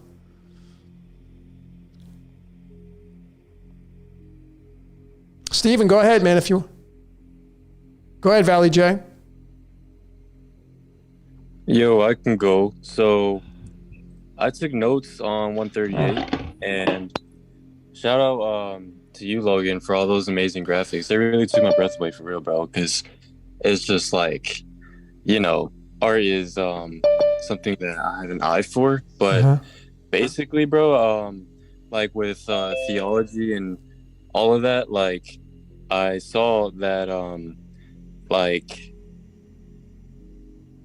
how on the decimal digit of pi at the numeric string 138 appears at the 381st decimal digit of pi. Yep. And then the numeric string 384 appears at the 666th decimal digit of pi. But then wait, let me see. Oh wait. Well, I guess what I was trying to get to is that like 381, even though it's not pi and phi like right next to each other, I saw that 384 appears at the 666th decimal digit of the golden ratio, and when you add up those three digits, you get 2001, which 201. Yeah. Yep. And then it's just there's so many like different little things you can go through with these little strings, but the fact that 381 and 384 are really close, like just numerically, but not like in the actual formula, is very interesting. Yep. But like I just don't know if there's like anything that would bridge like the importance of like 381 to 384, but well, you'd have to go into the you got to go into the primes and then sine and cosine waves to really go deep in mathematics. I showed through my sine and cosine wave how to decode that, or primes, I'm sorry, how to decode through the primes. If the number is not a prime number, if it's a composite number, you would have to round up to the next prime number, and it's under the guise of that number. Okay, it would be under the guise of that number. So if 17 is the 7th prime number, then you go to 18. Okay, 18 would then be under the guise of the next prime number. So you would just jump it up. So any number can be tied to a prime number. It just may not be a prime number itself. So if you want to go refer back to how to decode using the primes and watch that video, I showed how to do that. And that's, like I'm doing it in real time with my channel. I have, 309. This is my 391st video. Well, that's not a prime number. So what's the next prime number? All my videos are now under the guise of the number 78 because I've already surpassed 77. So that's what you would do with these numbers. And you'll know where you're at in the scheme of things, like what's ruling over your reality through the number scope, through the primes, because primes are so important. Obviously, they're very big tellers of how this reality works, especially 77. I mean, Hotel California is tied to 77. That's the temple, that's the body. Right, so these are important markers in our reality. And then 78 is tied to platinum, and platinum on the periodic table is tied it sits right next to gold. It's the very last element before you hit gold. Yeah, I mean, now that you mention it, I'm just looking at this, and if you just look at it, like the numeric string appearing at the numeric string 138 appearing at 381. Is just like a permutation, and that's right. Another permutation would be the atomic weight of wolfram, tungsten, and it's just so wild where we could go with all these points, but like I think what would really help bridge more to where we could like just do it is to where just making videos. So that's really what my goal is getting a laptop so I can get consistent and actually, share what I found, because like, there's like, if I did a data dump, it just wouldn't be the same as I'm walking, like if I walk people through it. So yep, I'm just excited for the future, bro. Right on, brother. Right on. Well, I appreciate your contributions, and you being a moderator. You've been a lot of help, so I appreciate all that. Keep the decodes coming, and when you get your laptop, start making videos, and you'll get good at it once you start practicing. I mean, You know, I'm a representation of that. My old videos are kind of not even any comparison to what my new ones are. So we just keep advancing over and over and over. So, all right, Stephen, I'm going to move on, my friend. So thank you for your comment. Go ahead, Wendy or Valley J. Go ahead and jump in. Thanks for everybody for being patient on here that wants to get in here. Go ahead, Wendy or Valley J. Yeah, I have a question. Something Wendy. came to me today. I wanted to see if you could look at or possibly add. It's called The Victory of Life, which has to do with the Phoenix. And then there was something else that tied in with it. Tomorrow's date. Is there anything there that goes along with the Phoenix? Tomorrow? Yeah, tomorrow's date and the title of Let me look at the title. I've never heard of that. So, I mean, I couldn't tell you, but I mean, tomorrow, of course, being March 22nd is the 322. That's day number 81 and 82. That's going to give you 163 when you add it up through common and leap years. 163 is tied to the 66th element, dysprosium. So there is some merit to tomorrow, right? There is some merit to tomorrow, but I mean, I guess we'll find out. We're all going to find out. That's for sure. Okay.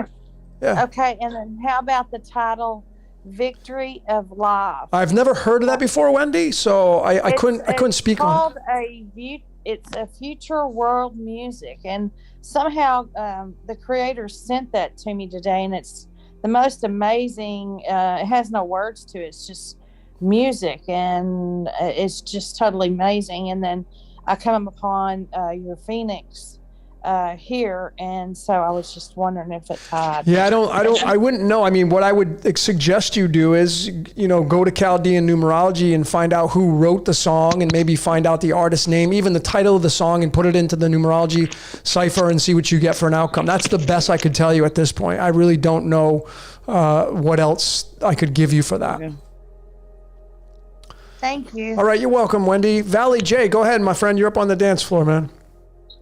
I'm trying, hon, but I blocked. You probably can't hear me. I can hear you loud and clear. Go ahead. Oh, okay. Just a question on how you proposed what we saw tonight on the whole concept. Uh-huh. What if you put everything you put into the stars, the astronomy, astrology, correlation to the body and everything? If you reduced it down to the fact that our head is the dome, mm-hmm. and you go within that and you get to the pituitary, then you break that one down. Mm-hmm. Pretty much everything you said tonight mm-hmm. correlates to us being our own systems. Of course, yeah. I've said this so many times. Yeah, your body is a battery. So I have said, we're cells in a battery. So inside your body, you have trillions of cells that work for you. Right. Okay. And your star analysis. Now, if I go, because I'm an ex-electrician. Okay. So if how much, what you need, like you describe all the elements needed to make things happen. Mm-hmm. They're all within us. Right. That's right. So what if it is really like the little ball in, anyway, I'm going back there with the aliens. It was so funny. It's all within us in the concept of us exploring outside like you guys are, which is beautiful. I love it. I totally get it. Mm-hmm. Yeah, I mean, if we kind of spun it back a little bit, move the movie film back, and reel it back in like a film canister into us. Mm-hmm. Yeah, I mean, do you understand? No, I totally get it. Well, let me answer your comment now. I'm just going to put you on mute here just to answer your question here. So as I have said so many times through many presentations, you essentially are observing this reality and you create the movie, which is why I say, be the star in your own movie. Most people are not a star. If you really break it down, they're just an extra in somebody else's movie. But essentially, when you die, that's it. The movie's over. Now, I know that's a contradiction because people are going to go on, but we don't know what happens. You could be literally operating this entire reality through your senses, through your five senses. And you brought up a good point, Wendy, that, we have it's the pineal gland, broke pineal gland down, pituitary gland. The thalamus is tied to the number 27. That is the all-seeing eye in your brain. With all these components, this is how we operate through this reality. And the brain is a receiving station. It provides feedback. Feedback is 30. Demiurge is 30. The Ensof is tied to the number 30. So this is all telling us the story. And then, yes, these elements on the periodic table, which is why they're so genius to bridge into our reality, is because our circulatory system and our bodies are requiring these elements, a lot of these elements, trace minerals, if you will, selenium and boron and copper and, the trace minerals. And you need about 60 of them every single day, which is one of the things that I teach through nutrition when I do my nutrition, is that, you need 60 minerals, 16 vitamins, your omegas, your essential amino acids. Your body needs about 91 essential nutrients every single day. So without these, your body's going to basically start to decay quicker. So have the best experience possible with the least amount of problems. You start to get into nutrition, which is the temple, and you become this battery that operates through this reality. Okay. But I appreciate you stopping in, Valley J. Thank you so much for your comment. Who else? I think we covered everybody now. I think that's it, everybody. Wendy, Jack, Valley J, thanks for joining in. I appreciate all your comments. If you want to, I'm going to keep the Zoom open a little bit. If you want to join in and discuss a little bit about what you think is going on here, at the very top of the chat, I have pinned the Zoom link, which you can click on and join in. Just mute yourself when you come in, and I'll plug you back in, and you can get started. You don't have to show yourself. It's just all, we're all just going to be using voice here. All right, so let's get to some of your comments. Feed the wolf, that's right.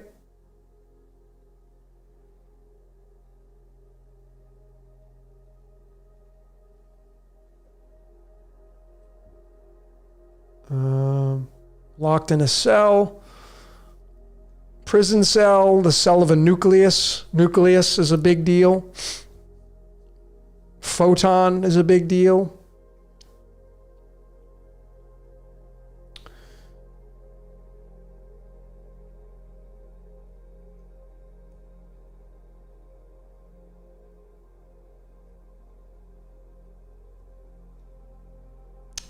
Chris says, find a prime that doesn't work using this method. I don't know what you mean. I'm not sure what you mean by that comment.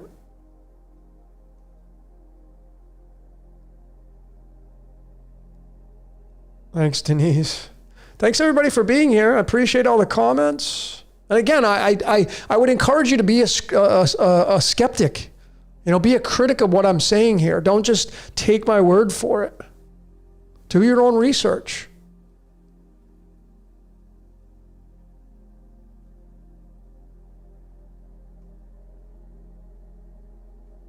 What about the 15th of April?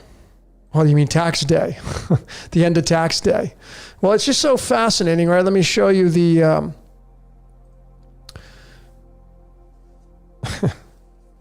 let me show you how important the tarot is with the last day in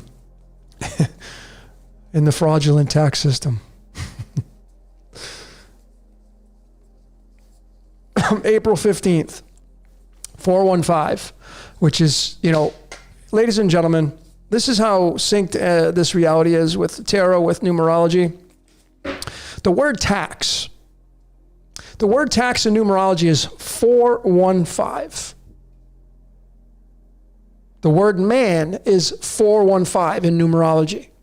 The last day of tax day is April 15th. And what is the card in the tarot? This one. The Six of Pentacles. Six of Diamonds. You can see right there, tax. It's just so funny, right? Card 32. This is card number 70. 70 tied to the crown. All right, so we got Cheyenne coming in here. Wait for her to connect. Cheyenne, when you connect to your audio, go ahead.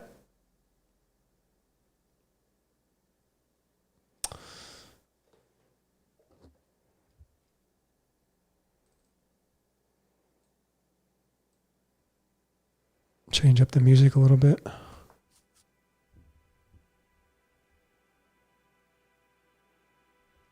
I'm looking at your comments. I keep wanting to answer the door. I know, ladies and gentlemen, I apologize.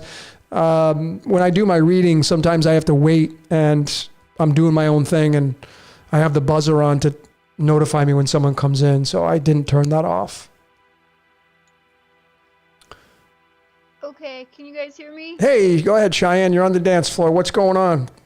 So, this stuff is just also crazy. Like, to me, my personal, perspective of what you're saying is, we're moving more into a system where it needs to be more about taking care of Mother Earth and, getting away from the more material things of life, the matter. And we really need to connect with the sun and its plasma, because plasma does have intelligence, and it's very important that we just kind of steer that way. And the sun gives us everything. The sun doesn't care. And we need to become more like the sun. Mm-hmm. And just like Anubis weighs your heart to the feather, it's time to clear up this karma, and it's time to make peace and forgive. Or I think that's what this Phoenix is about. It's ready to take those to the next level, and the ones who aren't ready, they just got to go back and repeat their stuff. But the ones who are ready, and I feel like that's what this is about. So cool. Yeah, I'm good. All right, awesome. Well, thanks for your comment there. Interesting perspectives. Yeah, I mean, the wiping of the board with the Phoenix, right? I mean, this happens, so it seems, through history. And this is the 20th card for this Astro Matrix tarot deck. Again, I'm using, if you want to get this tarot deck, it's this one right here, Astro Matrix. It's really kind of one of the best illustrations for the cards themselves. This deck is the one I'm using here. I mean, look at how amazing the Lover's card is. All right, and look how awesome that is. It's pretty beautiful. Yeah, just maybe one more thing, yeah, go ahead. I don't know what it is, but I feel so connected to Stonehenge, and I feel that's when this happened before. And to really get through this, you need to build a grassroots community that's loving. And if everybody just pumps up their Kundalini, their Merkaba, that's my whole life basis, is fix the Kundalini, because that's our souls. And we can actually make, we can guard ourselves from the solar flares that I think are coming. That if people are just loving enough, you can build that system where you can make it into the next. If you watch Mars Attacks, everything gets destroyed except the few people who are very kind and meek and want to take care of each other and stuff. So yeah, no, good points. I mean, thanks for your comment. This is what I've been proposing personally myself, and many of you other great decoders out there have been proposing, is that, are you checking all the things off the box? Is that one of the requirements? I know for me, I have disassociated myself with all of the archetypes on the world stage, meaning religion. Because they all have their own truth. They all think they all got it. I mean, I have a decode coming out on probably the oldest religion in the world through Ahura Mazda. And if you go back to that religion, I mean, they're going to tell you they got it, the truth. And then if you put them in a room with somebody else who's got their religion, if you're not advanced through your thinking, you're going to start debating and arguing, and it's that's where you end up causing that split. But if everybody can just say, you know what? I mean, are we going to start arguing over what brand of jeans we wear, or what pair of shoes that we wear, or where we work, or what company we end up putting our faith into and working through to get, earn our money? I mean, do we argue over who's got a better refrigerator, who's got a better set of tires on their cars? That's how ridiculous we can get in this reality if we just break it down to that aspect. Why are we fighting over who's got the right way through God and what created this reality? And again, ladies and gentlemen, it's very possible that the divine is you. You are it. I mean, the oldest known text on the world stage, not the oldest religion, the oldest known text from everything I could research is Hinduism, which doesn't even include itself in the aspect of it being a religion. It's a philosophy. It has the oldest to it. It's the antiquity to it. And that one goes off of Brahma, Vishnu, Shiva, the Asuras, the Devas, the spirits. It has all that stuff in there. And it's tied to astrology. And if you're involved with that religion or that philosophy, you would probably not even think twice about being a Seventh-day Adventist or being a Christian or being a Baptist or being part of Judaism or something. You wouldn't even think twice because it doesn't matter, right? When you're highly advanced in your reality, it doesn't matter what somebody else does. You just let them do them and you do you. That's it. But of course, our ego, it gets in the way, and that includes everybody, myself included. I still am challenged with this. When somebody disagrees with your presentation on the world stage, you will probably try to defend your position, and we don't need to do that anymore. Those times are over. You know, I believe that religion will be ended. We will no longer have religion anymore. It's not needed anymore in the age of Aquarius. Okay, so I feel like but part of it is to move into this age of Aquarius, which is the justice. Like, justice will be served. Card number 11. This is the card that sits in the house of Aquarius. So we're moving out of the age of Pisces, the Hangman, and you're now moving into justice. Even the Christ said in the New Testament to follow him into the house with a man bearing a pitcher of water. That means Aquarius, straight up. Pretty easy to see that. Okay? So these are all things to take into consideration for this upcoming Phoenix event, if this is what's coming down the pike.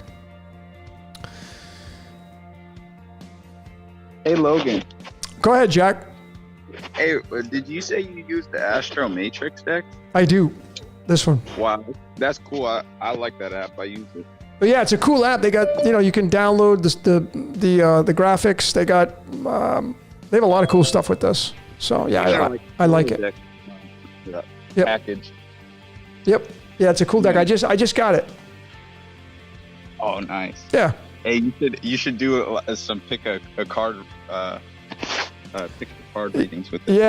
Yeah, I did one on my What's Your Question 56. I'm not going to do it on this one because this was just specifically for the Phoenix event. I want to kind of keep it tied to that.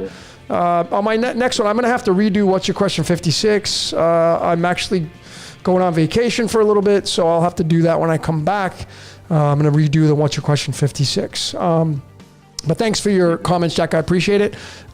Who came in here? Pamela, go ahead. Oh, okay. Sorry. Pamela, you got to unmute yourself. Pamela? There we go. Pamela, how you doing? Oh, great.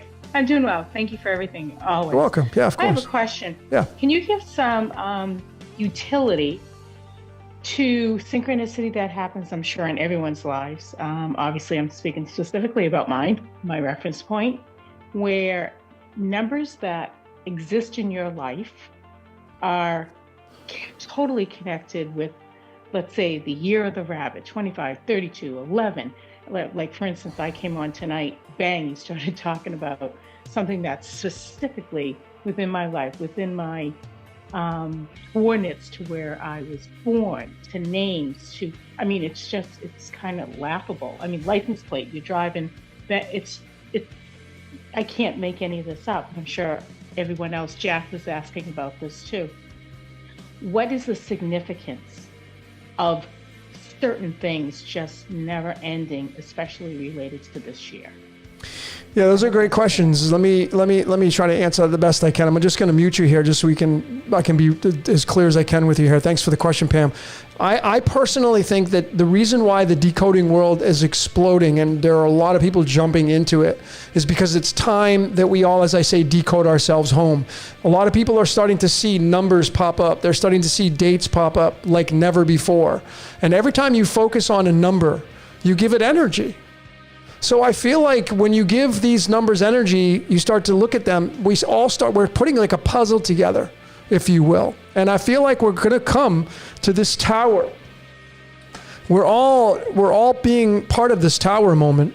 Once we observe 1111 as much as we're supposed to, as we're observing the 25, whatever numbers are popping up in your reality, these are patterns and they're really challenging to kind of figure out and decode. Like I know what they mean in my life, but not every time. I look at my receipts. Every time I cash out of the grocery store, I'm looking at a receipt. I'm like, okay, what's my message? Sometimes I can clearly see what it is. Sometimes I don't know what it means.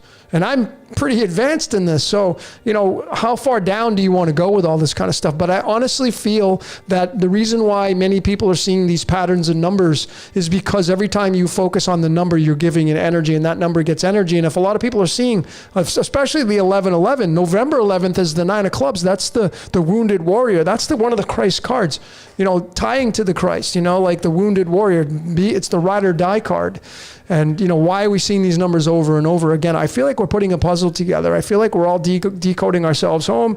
And this could be tied to the Tower of Babel. The Tower of Babel, the story of that through theology is that mankind basically figured out how this game works. And in order to take them out so they could just not get that far, they got wiped out. Their languages got confused. And it spread them over all the earth, which basically meant they got a lobotomy, the Tower of Babel. And it's tied to the Tower card, which is tied to the tree. The word tree is 16. This is the 16th card in the deck. This is tied to Sirius. So there are a lot of pieces to this, but I honestly feel, to answer your question, you're seeing these numbers because you're giving them energy, and enough people focus their numbers focus their energy on these numbers. They're basically putting a puzzle together. That's my take on that. Okay. But thanks for your comments. Thanks for coming in. I think that's going to be it. I think I'm going to wrap this. One up. It's 11 o'clock here. Let me just get to some more here. Check a couple more comments here.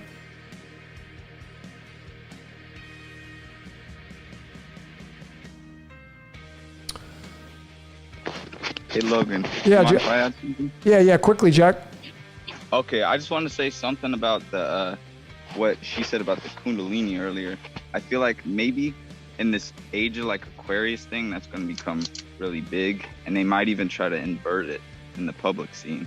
You know what I'm saying? Mm-hmm. And just kind of like attack everyone that is like so-called or like Christian or anything. You know what I'm saying? Like, could you see that happening a little bit? Attacking Christians? Or not even that. I'm just saying, like, just like in general, like everybody would, like, it might be a new movement, like in the public arena to just throw away religion. Well, I just think religion's unnecessary at this point. No, I agree with you though. I do. And yeah. I think like the Kundalini thing is going to become big, but they're going to also try to invert that idea. Like maybe I've even heard something recently about reverse Kundalini, and I thought it was a weird concept. Yeah, I couldn't comment. I don't know. I mean, there are so many ways to look at how this whole thing's like it was a bit made up to me. Right. Like, I think I saw it somewhere. Someone shared a TikTok video about inverted. There's so much. There's so much on the world stage that we could look into. I don't get into TikTok, so I don't really know. But you know what I mean? I feel like people should watch out, and I think they should go back to the old stuff. Like they should go watch some, maybe even like Manly P. Hall lectures on like old like yogic systems about like Kundalini and stuff. There's some on this channel that is really cool. It's called Witty Words of Wisdom. They have a lot of cool playlists of his lectures. One is called 5 Paths of Yoga that I listened to. That was a good one. And another one is like the body system or something. It's a yellow one. And I also just want to encourage people to get out and start a fire because it's the new year. Yeah. Well, it's the new year every day, but I feel you. I feel you. Tomorrow or anything, because it is late. Yeah, I mean, you could say, thanks for your comments, Jack. I appreciate it. I'm going to end the Zoom, but thanks everybody for jumping in on this. I appreciate each and every one of you.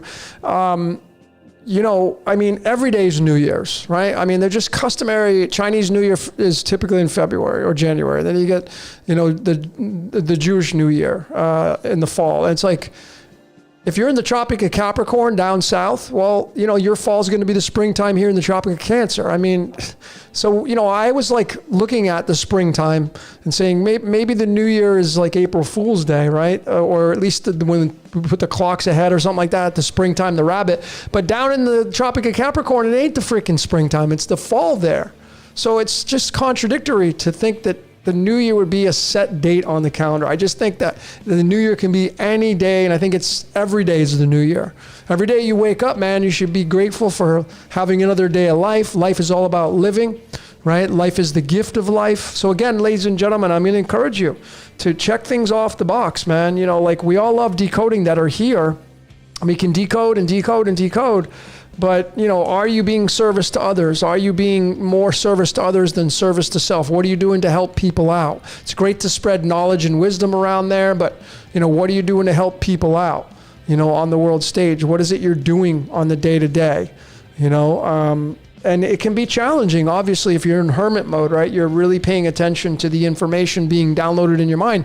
But then, you know, what are you doing with that to enhance your life and to, you know, be a better human being? So... all right, ladies and gentlemen, that's pretty much going to be a wrap for this Let's Talk About the Phoenix event. I really appreciate each and every one of you being here. Big shout out to all of you that decided to come in here and join this special presentation. Big shout out to Jason from Archaics, Jordan from Waters Above, my great friend Jordan from Waters Above, Stephen and Pamela, thanks for being the moderators here. It's just been a fun time. And I hope you got something out of this. And again, I'm not here to predict the future. The astrological maps that I showed, those are all based on predictions by other people. I'm just having fun with this reality. But personally, I feel like, you know, some major things are going to happen on the world stage, but that's not to be in fear.